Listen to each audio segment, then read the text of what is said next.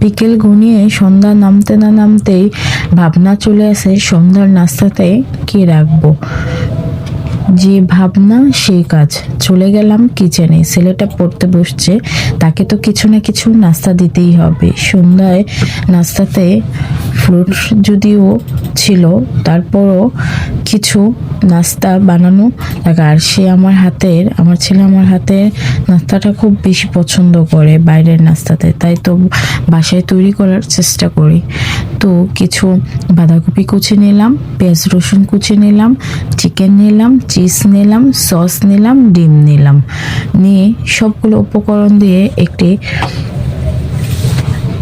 মলিন তৈরি করে নিলাম এবং ভিতরে পাউরুটির ভিতরে দিয়ে স্যান্ডউইচের মতো করে ডিমে চুবিয়ে নিলাম।